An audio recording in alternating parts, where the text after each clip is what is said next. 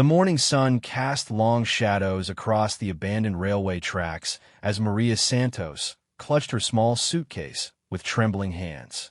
The paper in her other hand felt like it weighed 1,000 pounds, though it contained only a few cruel words that had shattered her world completely. "We can't take care of you anymore. Find your own way. Don't come back." The note was signed by her Aunt Carmen, the woman who had reluctantly taken Maria in after her parents died in a car accident 3 years ago. At 19, Maria had been working 2 jobs while finishing high school, contributing every penny she earned to the household. She cleaned offices at night and worked weekends at a local diner, dreaming of saving enough money for college. But Carmen's new boyfriend didn't want a charity case around the house. He'd made that clear from the moment he moved in 2 months ago. The arguments had gotten worse each week, with Carmen eventually choosing him over the niece who had nowhere else to go. Maria had woken up that morning to find her belongings packed and sitting by the front door. Carmen wouldn't even look at her as she handed over the note and pointed toward the street. No explanation, no second chances, no time to figure out what came next. Now she stood on these forgotten tracks that ran behind the industrial part of town, wondering how her life had fallen apart so quickly. The old railway hadn't seen a train in over a decade, and the weeds growing between the rusty rails told the story of abandonment and neglect. It seemed like the perfect place for someone who had been thrown away. Maria sat down on her suitcase and let the tears come. She had exactly $47 in her purse, no phone because Carmen had cut off the family plan, and no friends close enough to call for help. Her coworkers at both jobs were nice enough, but not the kind of people you ask to sleep on their couch when your world collapsed. The industrial area around the tracks was mostly empty warehouses and storage facilities. A few delivery trucks rumbled past on the distant road, but no one would think to look for a person in need among the abandoned railway equipment and overgrown vegetation. As the sun climbed higher, Maria realized she needed to make some decisions. She couldn't sit on these tracks forever, feeling sorry for herself. She opened her suitcase and took inventory of what Carmen had packed for her. A few changes of clothes, some basic toiletries, her high school diploma, and the small photo album that contained the only picture she had of her parents. Looking at their faces in those photos, Maria remembered what her mother used to tell her during difficult times. "Mija, life will knock you down sometimes, but you get back up, you find a way forward. You never give up on yourself, even when others do." Her mother had worked 3 jobs to support the family before the accident.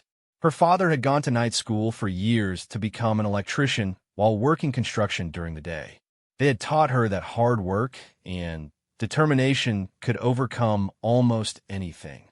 But sitting on these abandoned tracks with nowhere to go, Maria wondered if there were some situations that couldn't be overcome through effort alone. The sound of gravel crunching under tires made her look up. A large black pickup truck was slowly making its way down the dirt road that ran parallel to the tracks. The truck stopped about 50 yards away, and Maria watched nervously as the driver's door opened. A man stepped out, and even from a distance, she could tell he was well-dressed. He wore dark jeans, polished boots, and a button-down shirt that probably cost more than Maria made in a week at the diner. He was tall and broad-shouldered, maybe in his 40s, with graying hair visible beneath a cowboy hat. The man stood by his truck for a moment, looking in her direction. Maria couldn't make out his expression from where she sat, but something about his posture suggested he was considering whether to approach or drive away. Maria debated whether she should get up and leave. She didn't want to deal with questions or suspicion from a stranger, but her legs felt heavy, and she was tired of running from problems she couldn't solve. The man began walking toward her, his boots crunching on the gravel and dried grass. As he got closer, Maria could see that his face was kind, but serious. His eyes were red-rimmed, as if he had been crying recently. "Excuse me, miss," he called out when he was still several feet away, his voice gentle but carrying easily across the quiet space. "Are you all right? You look like you might need some help." Maria wiped her face with the back of her hand, suddenly embarrassed about her appearance. "I'm fine. she said automatically, though her voice cracked on the words. The man stopped about 10 feet away, respecting her personal space while still close enough to have a conversation. "My name is Thomas Mackenzie," he said, removing his hat and holding it in his hands. "I own a ranch about 20 miles north of here. I was driving through town on some business, and I couldn't help but notice you sitting out here alone." Maria studied his face, looking for signs of bad intentions or false kindness. But Thomas Mackenzie's eyes held genuine concern, and his respectful distance suggested he understood her vulnerability in this situation. "This isn't exactly a safe place for anyone to be alone," he continued, "especially not a young woman with luggage. Are you waiting for someone to pick you up?" The simple question broke something loose in Maria's chest. Fresh tears started flowing before she could stop them. She shook her head, unable to trust her voice to explain the situation without completely breaking down. Thomas took a step closer, his expression growing more concerned. "When's the last time you ate something?" he asked gently. Maria realized she couldn't remember. Carmen had made breakfast for her boyfriend that morning, but hadn't offered any to Maria. The day before had been a blur of arguments and tension. Her stomach chose that moment to growl loudly, answering Thomas's question for her. "There's a diner in town," Thomas said. "Would you let me buy you some breakfast? We can talk about whatever's going on, and maybe I can help you figure out your next steps." Every warning Maria had ever heard about trusting strangers ran through her mind. But she was stranded with no resources and no plan. Thomas Mackenzie seemed genuine, and something about his own sadness made her feel like he understood what it was like to be lost. "Why would you want to help me?" she asked, her voice barely above a whisper. Thomas was quiet for a long moment, looking out across the abandoned tracks. "I lost my daughter 6 months ago," he said finally. "Quel accident?" She was about your age. His voice broke slightly on the words, and he had to pause before continuing. "I've been driving around a lot since then, trying to make sense of things. When I saw you sitting here alone, looking so lost." He shrugged, unable to finish the sentence. Maria felt her heart break a little for this stranger who had stopped to help her despite carrying his own unbearable grief. "I'm so sorry," she said, and meant it completely. "Thank you," Thomas replied, his voice thick with emotion. Her name was Rebecca. She would have wanted me to help someone in trouble, especially a young woman who reminded me of her. The mention of his daughter's name seemed to give Thomas strength.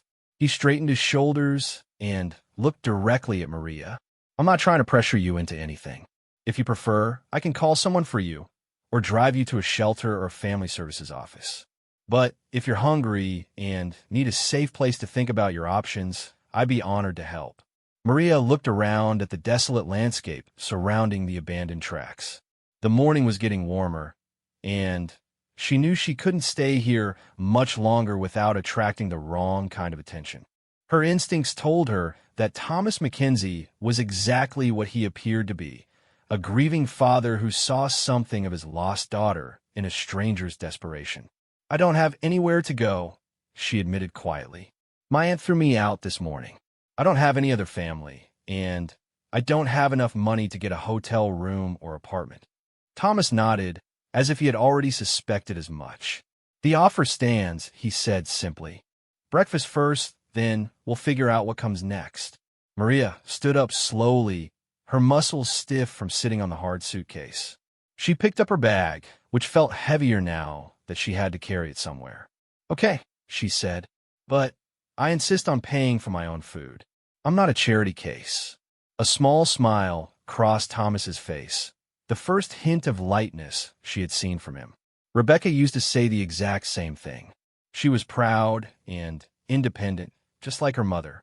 The smile faded as quickly as it had appeared, but Maria caught a glimpse of the man he must have been before tragedy changed everything. They walked toward his truck together, Maria carrying her suitcase, and Thomas maintaining a respectful distance beside her. The truck was immaculately clean inside, with leather seats and the faint scent of cedar air freshener. A small photo was clipped to the sun visor on the driver's side, showing a young woman with long brown hair and Thomas's same kind eyes. "That's Rebecca," Thomas said, noticing Maria's glance at the photo. "Taken last Christmas. She was studying to be a veterinarian." Maria settled into the passenger seat, surprised by how comfortable and safe she felt. "She looks like she was a wonderful person," she said sincerely. Thomas started the engine and adjusted his mirrors before responding. "She was smart, funny, stubborn as a mule when she set her mind to something.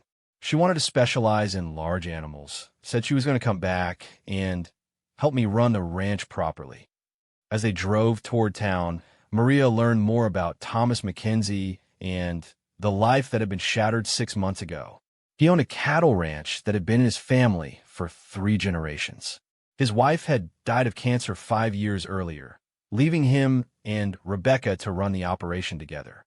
Rebecca had been driving home from college for spring break when a drunk driver ran a red light. She died instantly, Thomas was told, which was supposed to be some comfort, but felt like nothing at all. "I keep the ranch running because it's what she would have wanted," Thomas said as they pulled into the parking lot of Murphy's Diner, a small family restaurant that looked like it had been serving the same comfort food for decades. "But most days I don't see the point in much of anything." Maria understood that feeling completely. "I felt the same way after my parents died," she said. "Like the world just stopped making sense." They sat across from each other in a corner booth, and Maria ordered the cheapest item on the menu despite Thomas's insistence that money wasn't an issue. The waitress, a middle-aged woman with kind eyes and sensible shoes, brought them coffee and took their order with the efficiency of someone who had been doing this job for years. "So tell me about your situation," Thomas said once the waitress had moved on to other customers. "What happened this morning?"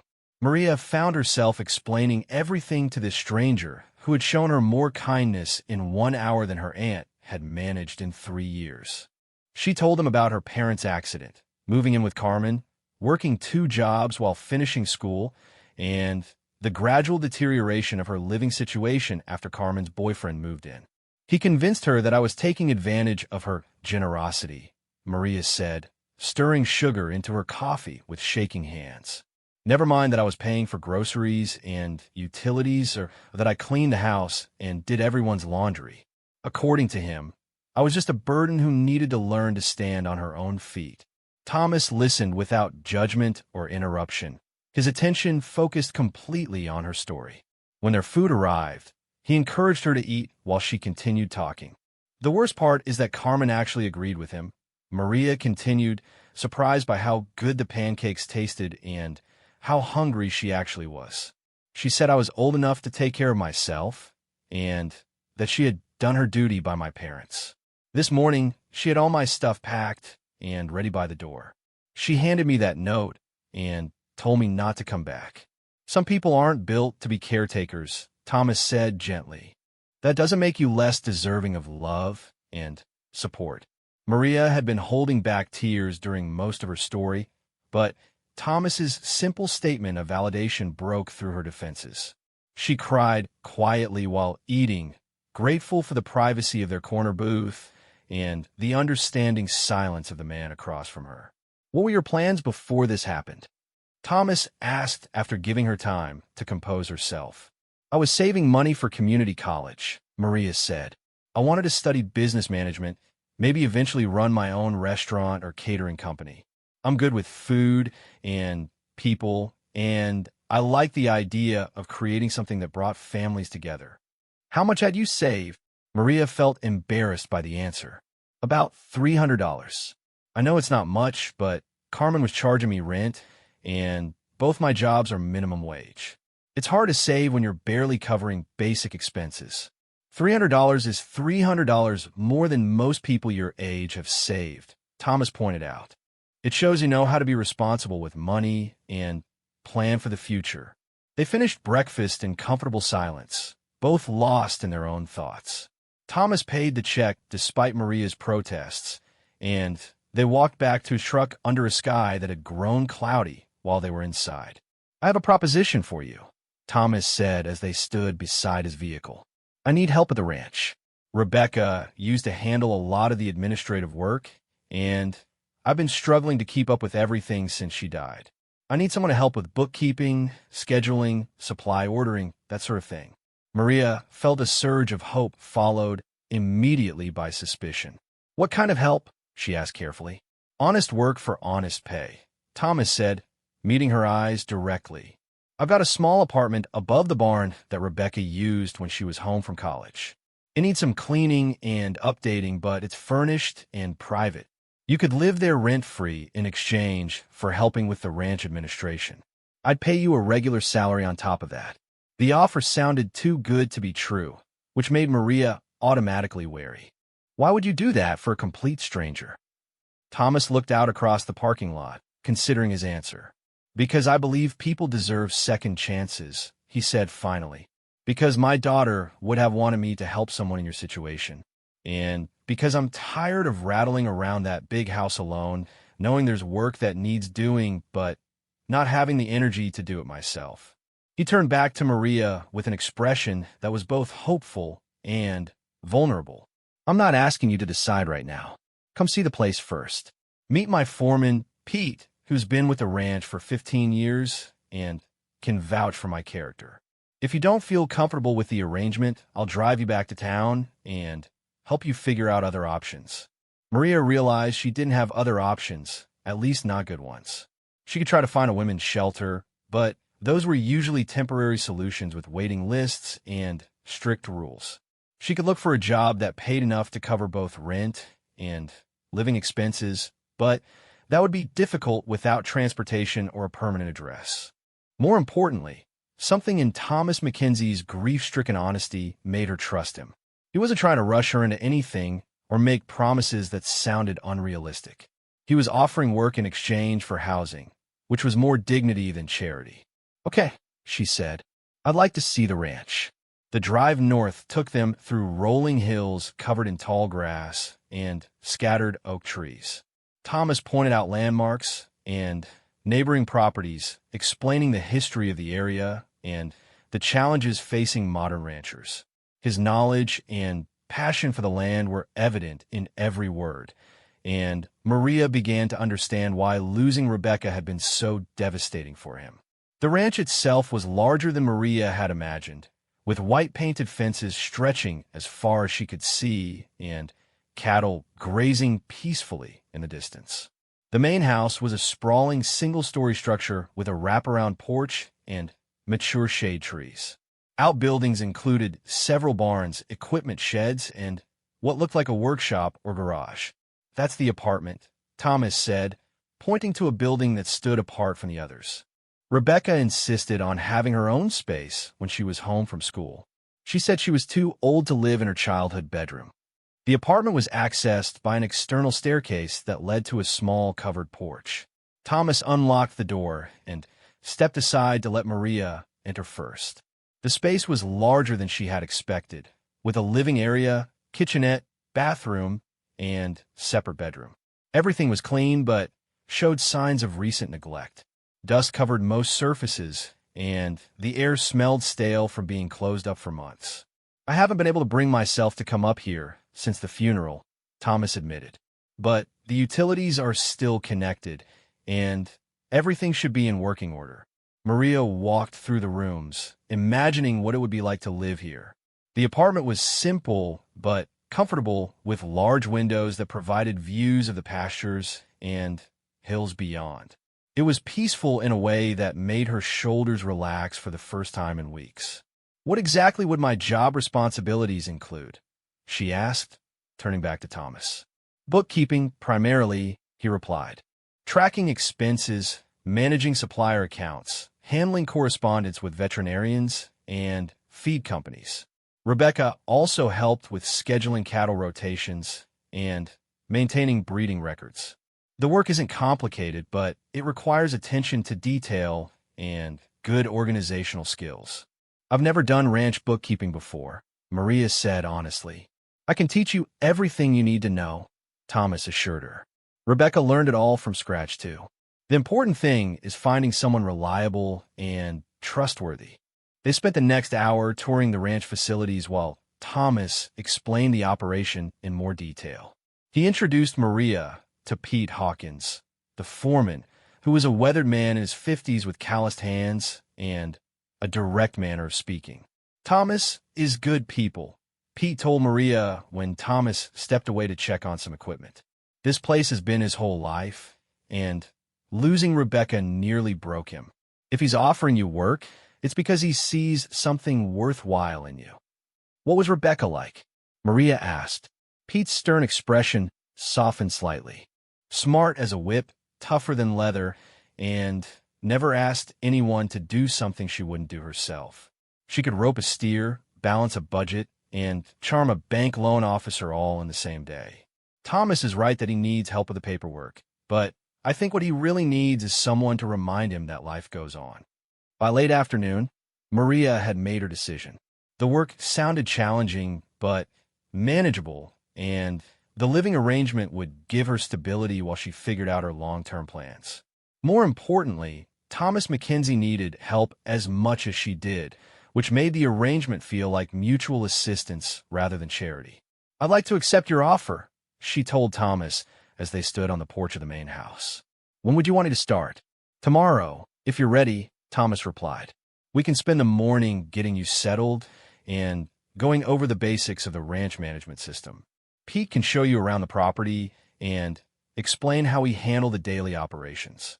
That evening, Thomas helped Maria move her single suitcase into the apartment above the barn. He provided basic groceries and household supplies, refusing her offer to pay him back until her first payday. "Rebecca would have liked you," he said as he prepared to leave her alone for the night.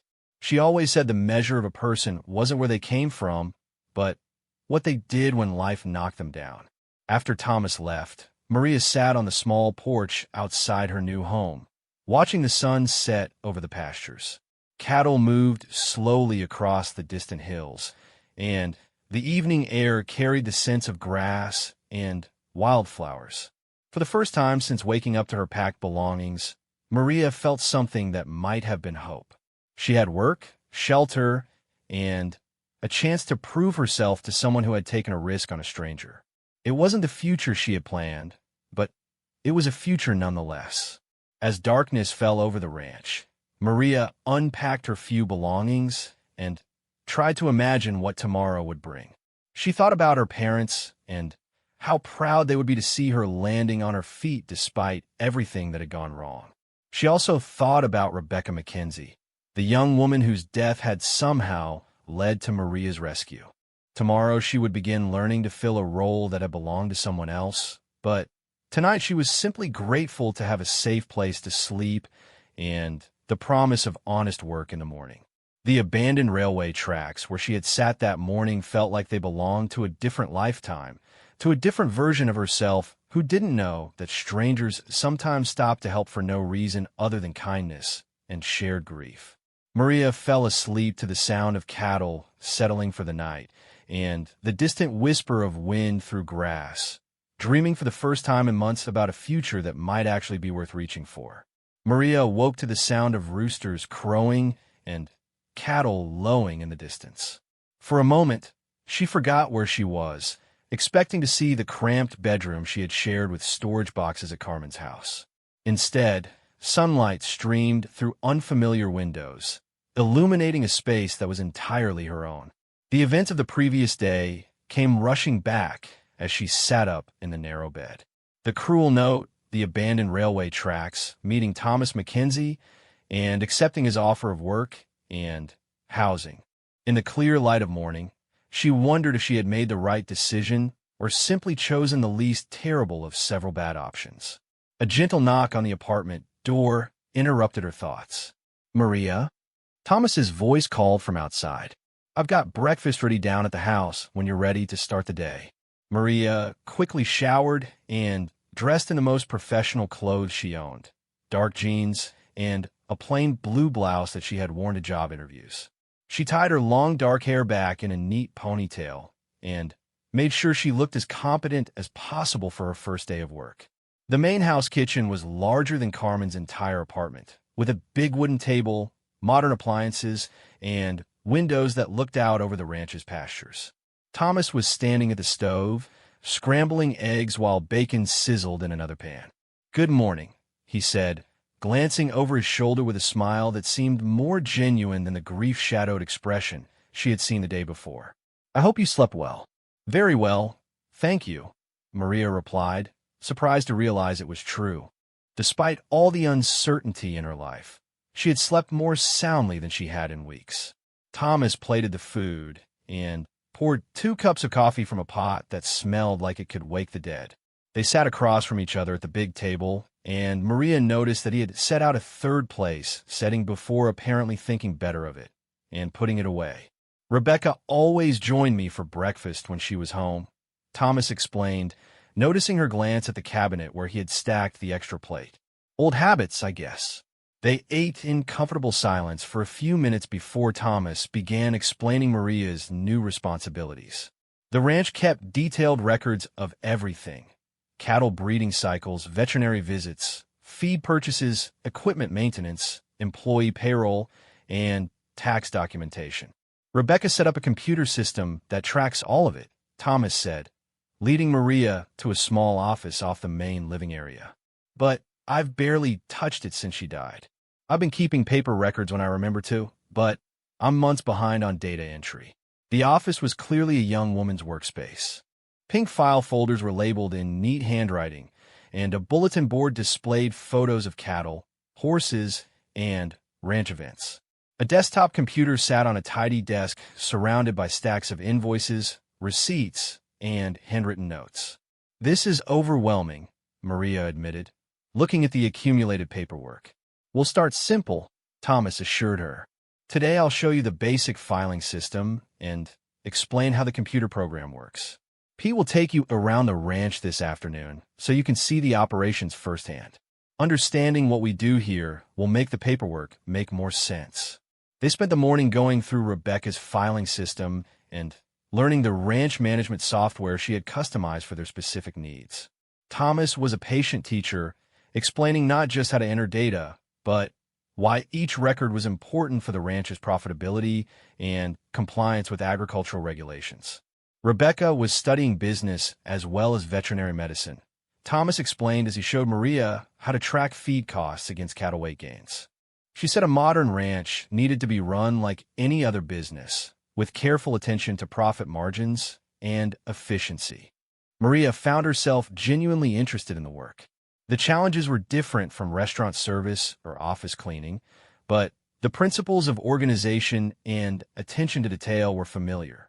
She also appreciated that Thomas took time to explain the reasoning behind each procedure instead of just showing her what buttons to click. "You're picking this up quickly," Thomas said as Maria successfully entered a week's worth of veterinary invoices into the computer system. Rebecca took twice as long to get comfortable with the software.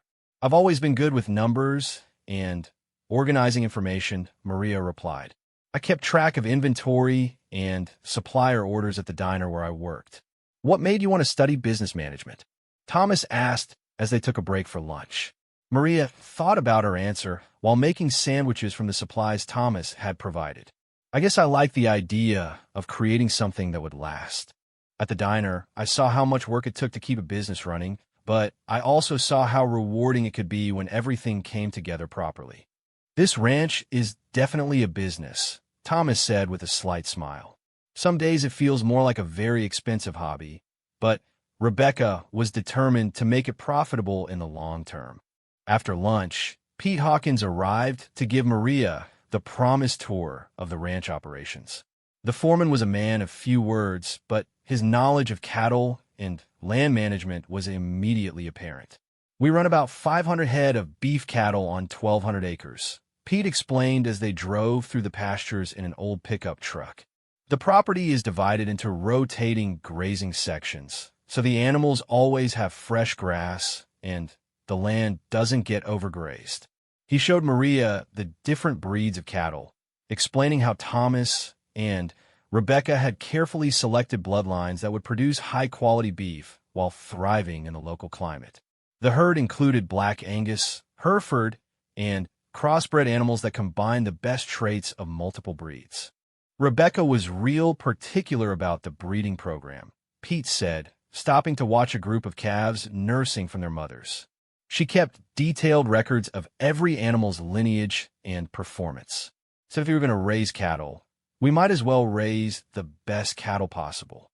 They visited the feed storage barns, where Maria learned about the different types of grain and supplements that kept the cattle healthy throughout the year. Pete explained how they adjusted the animal's diet based on weather conditions, grass quality, and the stage of each cow's reproductive cycle. Feed costs are our biggest expense after labor, Pete told her. Rebecca tracked every pound we bought and fed out, trying to find the most efficient nutrition program. The tour continued through the equipment barns, where tractors and farm implements were stored and maintained.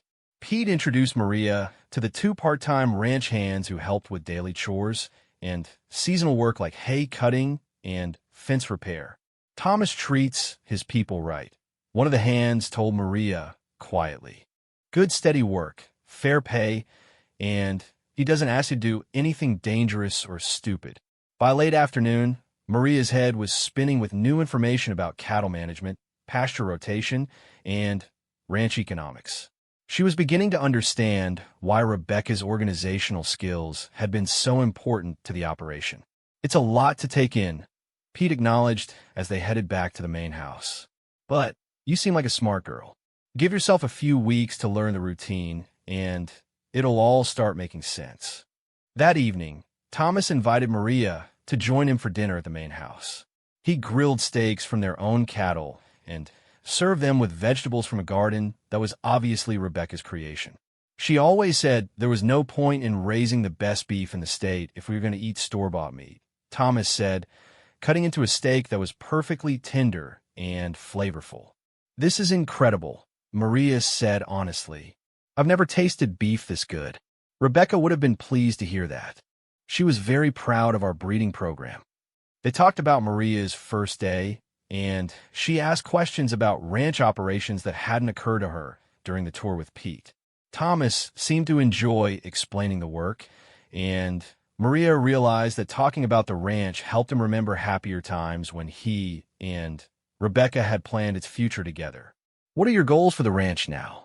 Maria asked carefully, sensing that this was sensitive territory. Thomas was quiet for a long moment, staring out the window at pastures that were beginning to fade into evening shadows. "I don't know," he admitted finally. "Before Rebecca died, we had plans to expand the herd and maybe add some horses. She wanted to offer guided trail rides for tourists, said it would provide additional income and help people connect with the land." "That sounds like a wonderful idea." "It was her idea," Thomas said softly. "I'm not sure I have the heart to pursue her dreams without her." Maria understood the feeling of losing direction after tragedy struck. After her parents died, she had struggled to see any point in the plans they had made together. "Maybe the dreams don't have to die just because the person who dreamed them is gone," she suggested gently. "Maybe pursuing them is a way of honoring her memory." Thomas looked at her with surprise, as if the thought hadn't occurred to him before. "Rebecca would have said something very similar," he said. "She always believed that giving up on good ideas was a waste of potential." Over the following weeks, Maria settled into a routine that felt more natural than anything she had experienced since her parents' death. She woke early each morning, had breakfast with Thomas, and spent her days bringing order to the ranch's administrative chaos. The work was challenging but satisfying. She learned to track cattle breeding cycles, manage supplier relationships, and prepare financial reports that helped Thomas understand which aspects of the operation were most profitable. "You have a real talent for this," Thomas told her one afternoon as she presented him with a detailed analysis of their feed costs over the previous 6 months. "These reports are better than anything Rebecca ever produced," and she was studying business. Maria felt a glow of pride at the compliment. For the first time since leaving high school, she was doing work that used her intelligence and organizational skills rather than just her willingness to perform menial tasks. She also found herself genuinely caring about the ranch's success. During her evening walks around the property, she would check on the cattle and notice things like damaged fencing or water system problems that needed attention. The animals began to recognize her, and several of the more friendly cows would approach when they saw her coming. "You're turning into a real ranch hand," Pete observed one day when he found her helping to move cattle from one pasture to another. Rebecca used to say you could tell who belonged on a ranch by watching how the animals reacted to them. "What do you mean?" "Cattle are good judges of character. They know when someone is comfortable around them and has good intentions. Look around." Maria looked and realized that the cows were grazing peacefully near where she stood, showing none of the skittishness they displayed around strangers or people who made them nervous. "They trust you," Pete said simply. "That's not something you can fake." The observation meant more to Maria than Pete probably realized. After months of feeling unwanted and out of place, it was comforting to be accepted by creatures who had no ulterior motives or complicated emotions. As autumn progressed, Maria noticed changes in Thomas as well. He smiled more often and seemed to take renewed interest in ranch improvements that had been neglected since Rebecca's death. He began talking about plans for the following year, asking Maria's opinions on equipment upgrades and marketing strategies. "I've been thinking about Rebecca's idea for trail rides," he said one evening over dinner. "We've got some beautiful country back in the hills, and there are several guest ranches in the area that might refer customers to us." "What would be involved in setting that up?" Maria asked. "We need to buy some gentle horses trained for beginners, build a barn to house them, and create marked trails with scenic viewpoints." Rebecca had researched the insurance requirements and licensing procedures. Thomas pulled out a folder that had clearly been untouched for months. Inside were detailed notes in Rebecca's handwriting, outlining a business plan for the trail ride operation. She estimated it would take about 6 months to get everything ready and cost around $50,000 in startup expenses, Thomas said, reviewing the papers.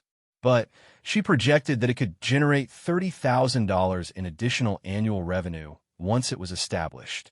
Maria studied the financial projections, impressed by their thoroughness and realism.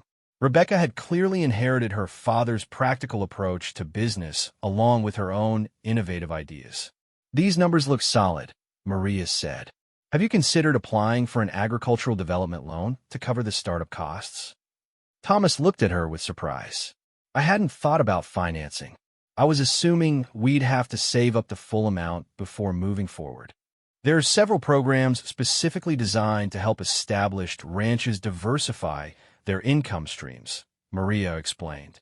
"I've been researching grant and loan opportunities as part of learning about ranch finances.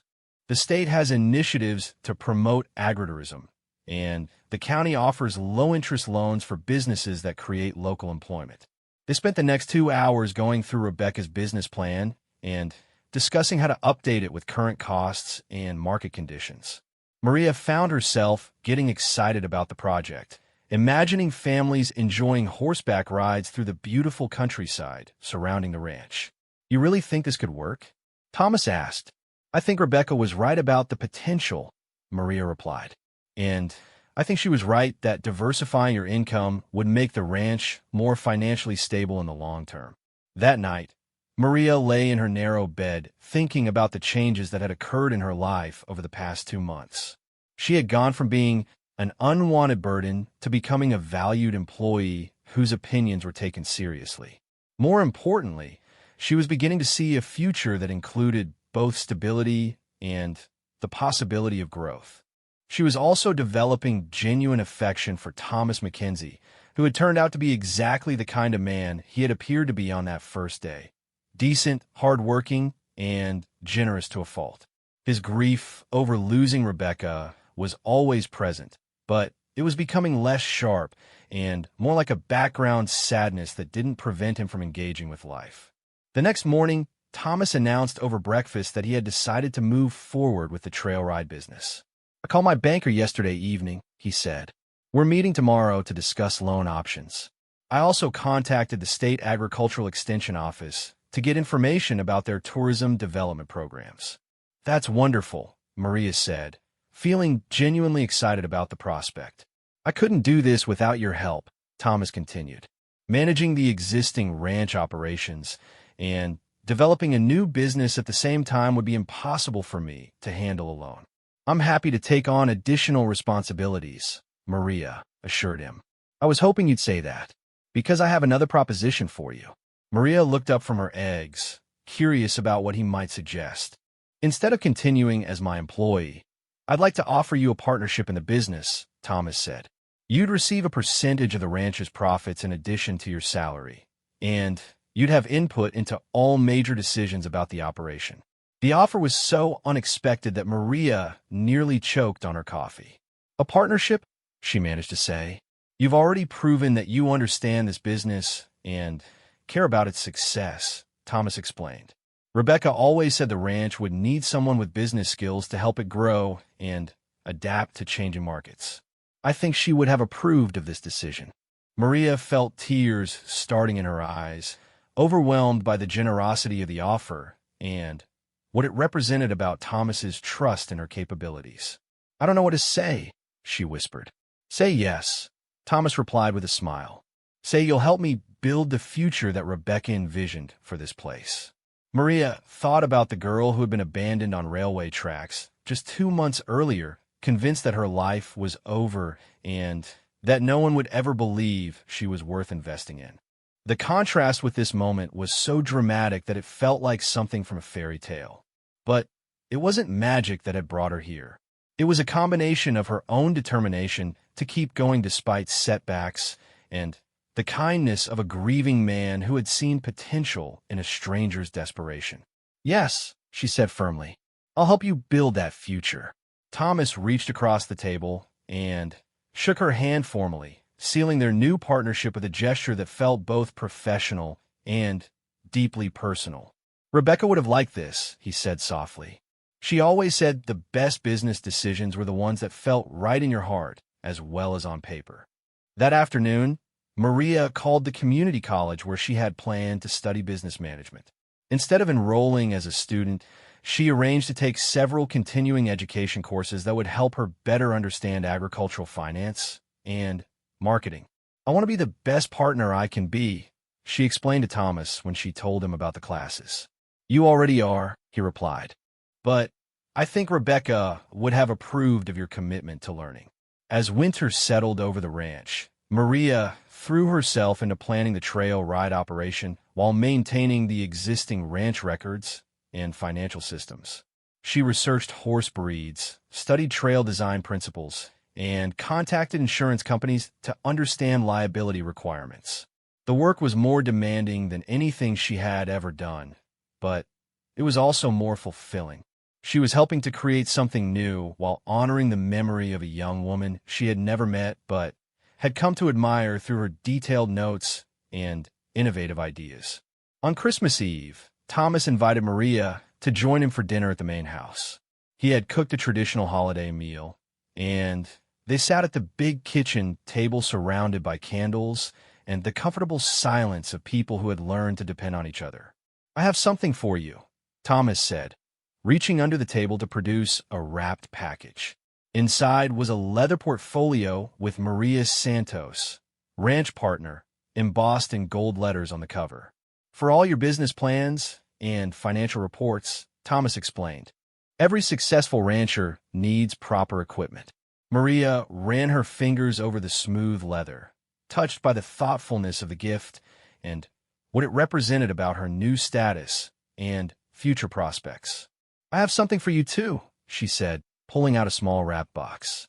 Inside was a framed photograph she had taken of the sunrise over the ranch's pastures, with cattle silhouetted against the golden sky. At the bottom, she had written, "For Rebecca's dreams and new beginnings." Thomas stared at the photograph for a long moment, his eyes bright with unshed tears. She would have loved this view, he said quietly. She always said sunrise was the most hopeful time of day. They sat together in the warm kitchen, sharing stories about their families and dreams for the ranch's future. Outside, snow was beginning to fall on the pastures where cattle huddled together for warmth, creating a peaceful scene that felt like a promise of good things to come. Maria thought about how much her life had changed since that desperate morning on the abandoned railway tracks.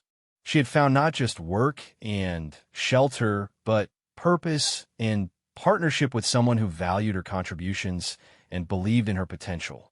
More importantly, she had learned that sometimes the worst moments in life could lead to the best opportunities if you were brave enough to accept help from strangers and strong enough to build something new from the pieces of what was broken. The trail ride business would open in the spring, bringing new challenges and possibilities to their partnership. But tonight, surrounded by the warmth of Thomas's friendship and the satisfaction of meaningful work, Maria felt ready for whatever came next. She was no longer the lost girl who had been abandoned by her only family. She was Maria Santos, ranch partner, with a future as wide and full of potential as the vast pastures that stretched beyond the kitchen windows into the peaceful winter night. Spring arrived at the Mackenzie Ranch with an explosion of wildflowers and the birth of nearly 40 calves. Maria had never witnessed the miracle of new life on such a scale, and she found herself spending early mornings in the pastures, watching mother cows tend to their babies with fierce protective instincts.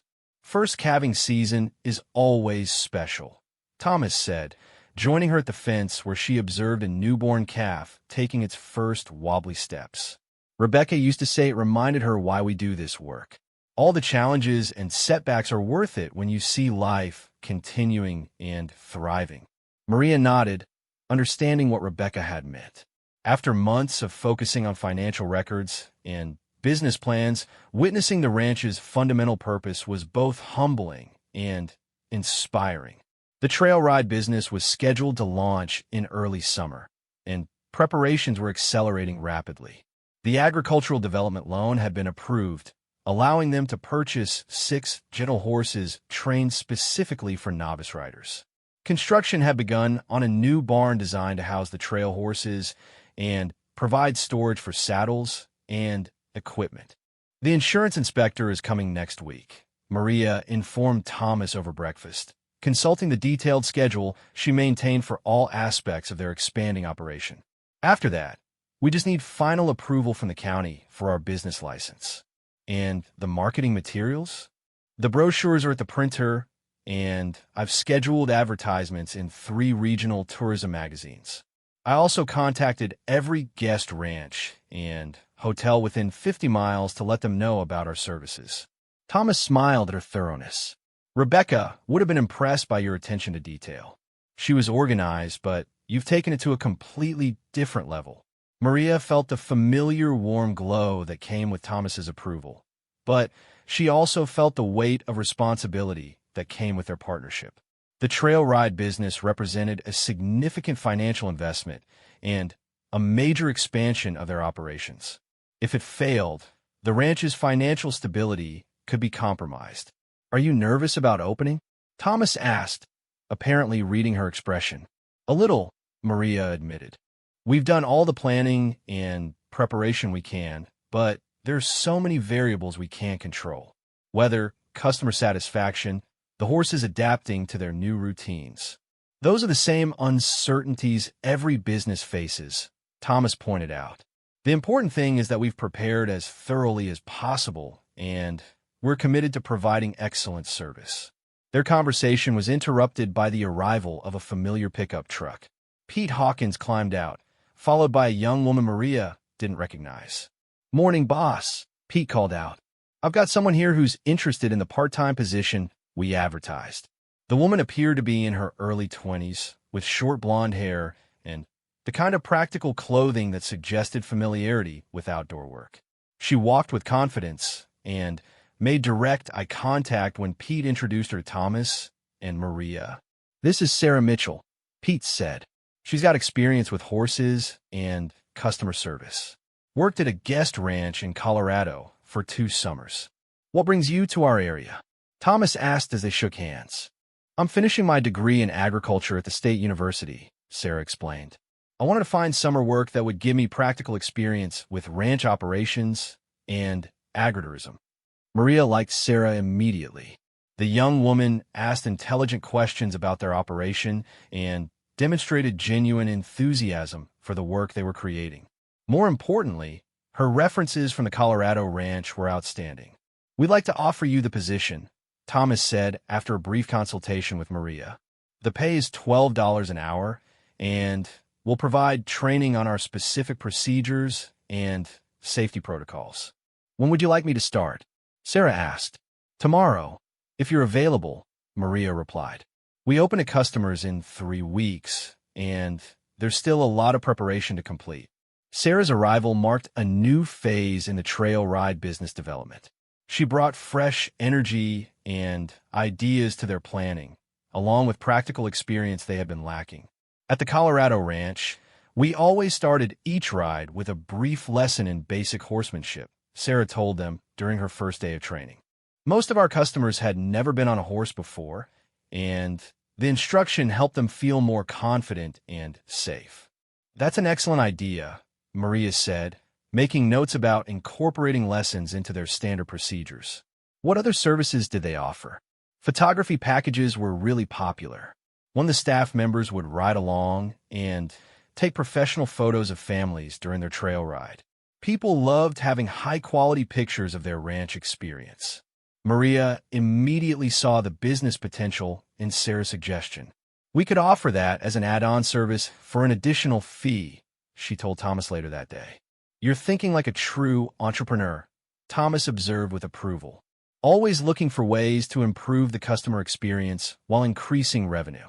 The horses arrived on a warm May morning, transported in a professional trailer by the rancher who had trained them specifically for trail ride operations.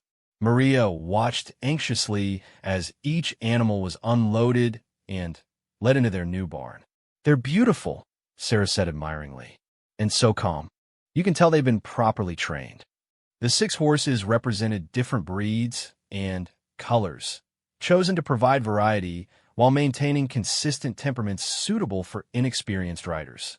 There was Buck, a steady quarter horse gelding with a golden coat; Lady, a gentle Appaloosa mare with distinctive spotted markings; and for others with names like Dusty, Star, Ranger, and Belle. "Each horse has its own personality," the trainer explained as he introduced them to their new caretakers. "Buck is perfect for nervous riders because nothing phases him. Lady likes children and has infinite patience with small hands. Dusty is the most energetic, so he's good for riders who want a little more adventure." Over the following weeks, Maria, Thomas, and Sarah spent countless hours working with the horses, learning their individual preferences and establishing routines for feeding, grooming, and exercise. Maria discovered that she had a natural affinity for the animals, and they responded well to her calm, patient approach. "You're a natural horsewoman," Thomas told her one afternoon as he watched her easily handle Buck, the largest and most imposing of their trail horses. "Rebecca loved horses, but she never had your intuitive understanding of how to work with them."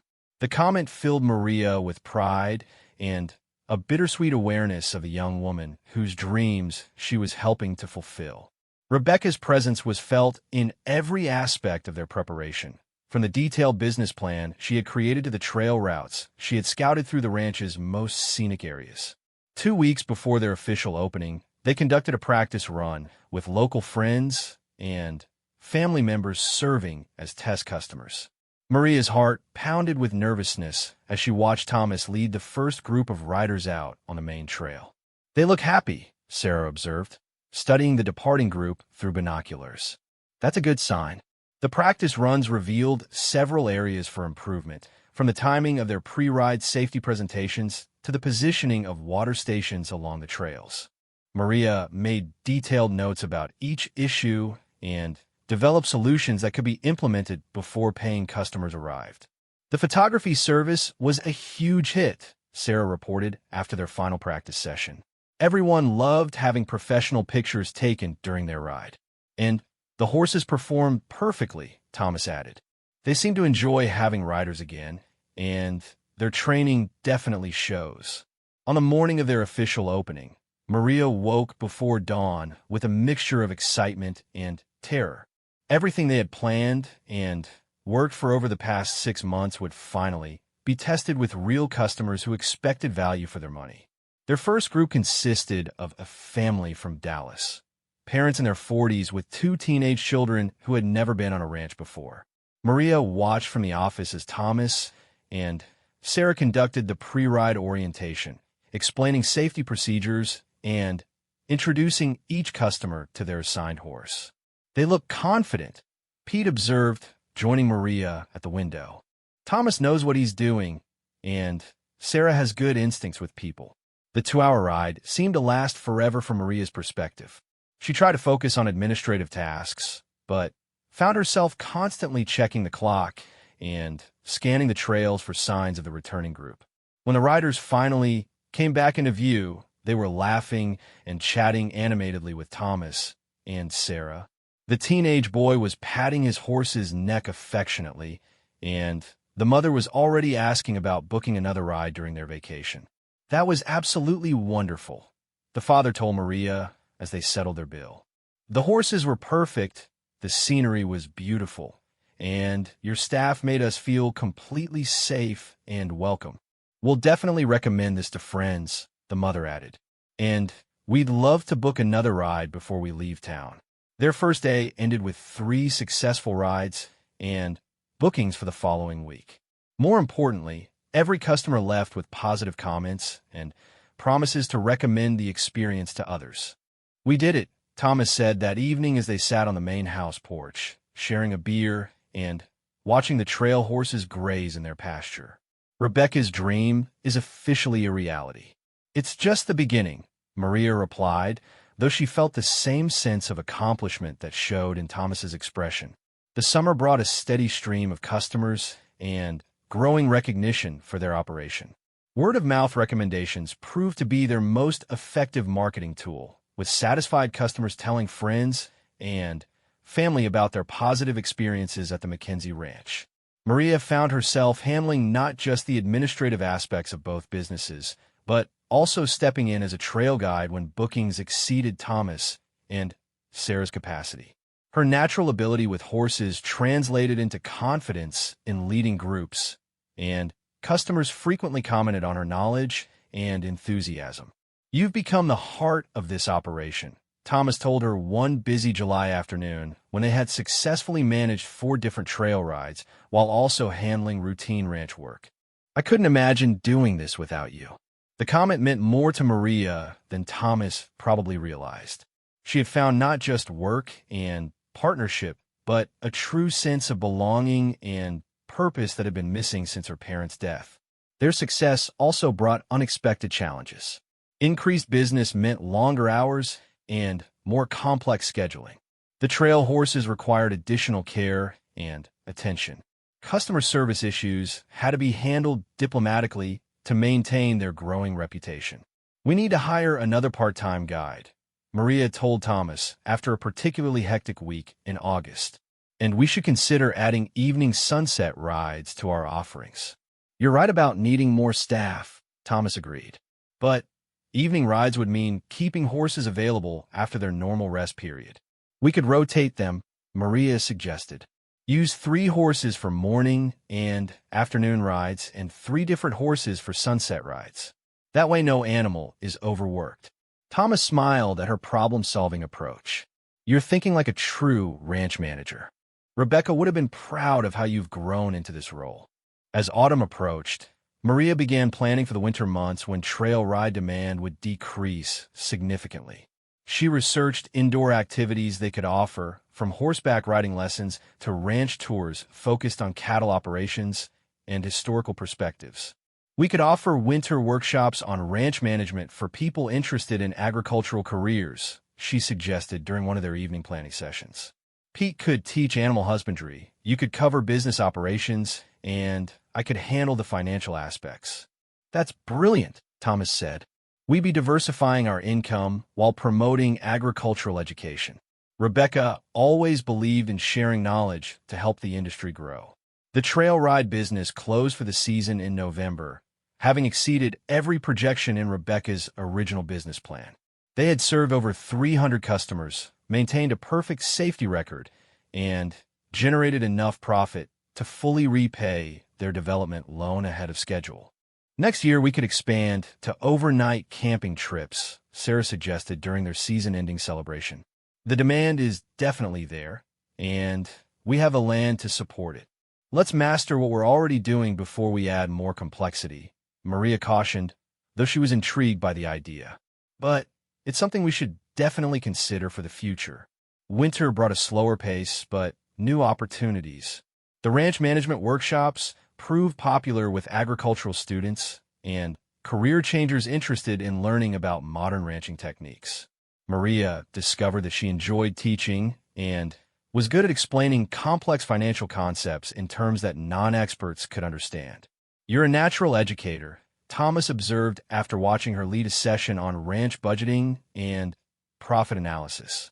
"Have you ever considered pursuing formal credentials in agricultural business?"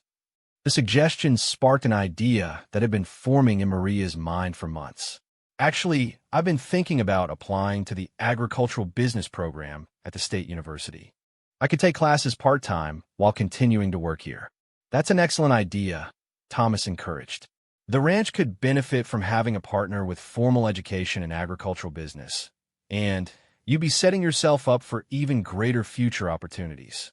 On New Year's Eve, as they sat in the main house kitchen sharing a quiet dinner, Maria reflected on the extraordinary changes that had occurred in her life over the past 18 months. "Do you ever think about what would have happened if you hadn't stopped that day on the railway tracks?" she asked Thomas.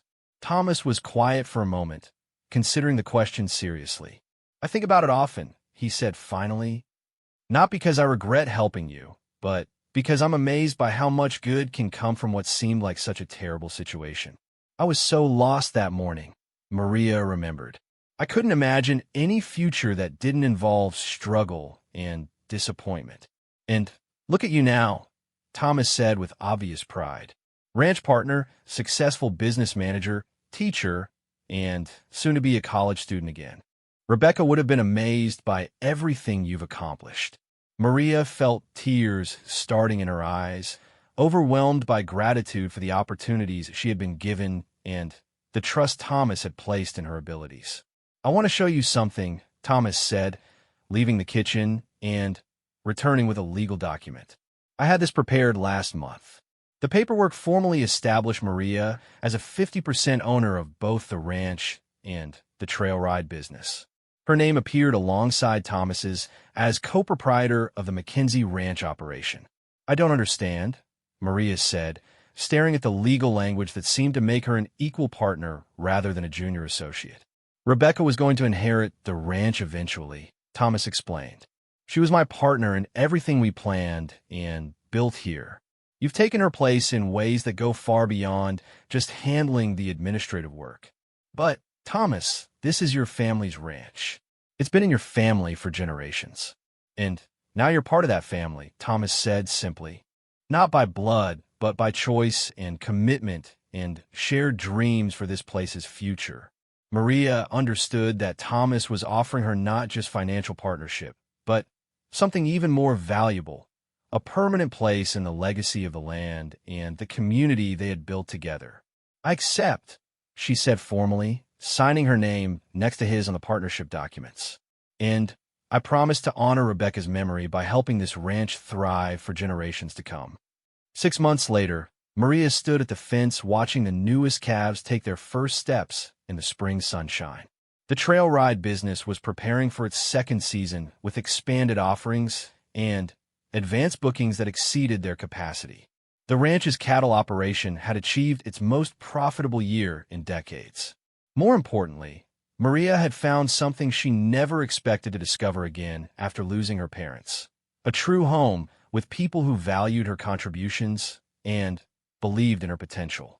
Thomas joined her at the fence, carrying 2 cups of coffee and wearing the peaceful expression that had gradually replaced his grief-stricken sadness. "Sarah called this morning," he said, handing Maria her coffee. "She's bringing 3 college friends to help with trail guides this summer, and the county tourism board wants to feature us in their promotional materials. We'll need to hire additional staff for the workshops too," Maria added. "The agricultural business program is sending 20 students for a week-long intensive course in ranch management. They stood together in comfortable silence, watching the cattle graze and listening to the sounds of a working ranch preparing for another busy season. In the distance, the trail horses were running playfully in their pasture, obviously enjoying the warming weather and anticipating the return of regular riders. "Do you ever miss your old life?" Thomas asked quietly. Maria thought about the question seriously before answering. "I miss my parents every day," she said honestly. "But I don't miss feeling unwanted and uncertain about the future. I don't miss struggling to survive instead of working towards something meaningful." "Rebecca would have liked knowing that her dreams helped create this opportunity for you," Thomas said. "She always believed that the best way to honor loss was to build something beautiful from what remained." A year later, Maria graduated summa cum laude from the agricultural business program, while simultaneously managing the ranch's most successful season yet. The trail ride operation had expanded to include overnight camping trips and educational programs for school groups. The cattle operation had won regional awards for both profitability and environmental stewardship. Standing on the same railway tracks where Thomas had found her 3 years earlier, Maria marveled at the distance she had traveled both literally and figuratively. The abandoned rails were still there, but they no longer seemed like a symbol of discarded dreams. Instead, they reminded her that sometimes the end of one journey is actually the beginning of something much better. Thomas joined her on the tracks, carrying a small bouquet of wildflowers that they placed at the spot where they had first met. "For Rebecca," he said simply. "And for second chances." Maria nodded, understanding that they were honoring not just Thomas's daughter, but all the possibilities that emerge when people refuse to give up on themselves or each other. The McKenzie Ranch stretched around them in all directions, prosperous and peaceful under the summer sun. Cattle grazed contentedly in managed pastures. Trail horses waited patiently for their next group of riders, and the sound of construction equipment marked the spot where they were building additional facilities to support their expanding agritourism business. "Ready to go home?"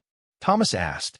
Maria took one last look at the railway tracks that had brought them together, then turned toward the ranch that had become everything she never knew she needed: purpose, partnership, and the kind of family that forms when people commit to building something meaningful together. "Yes," she said with complete certainty. "Let's go home." As they walked back to Thomas's truck, Maria realized that her story wasn't really about being rescued by a kind stranger, though Thomas's intervention had certainly been crucial. It was about discovering that the strength to rebuild a shattered life had been inside her all along, waiting for the right opportunity and the right partnership to reveal itself. The cruel note that Carmen had left with her belongings was still tucked away in Maria's desk drawer, not as a reminder of rejection, but as proof of how much can change when someone believes in your potential. She had found her own way, just as Carmen had demanded, but it had led to a destination far better than anything she could have imagined while sitting alone on those abandoned tracks.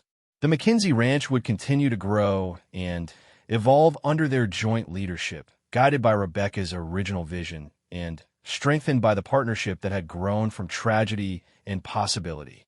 Future generations would benefit from the foundation they were building, proof that the best way to honor loss is to create something lasting and beautiful from whatever remains. Maria Santos had found her place in the world, not as someone who had been rescued, but as someone who had learned to rescue herself with the help of people who saw her true worth. The railway tracks where her new life began would always hold special meaning, but they were no longer her destination. They were simply the starting point for a journey that led home.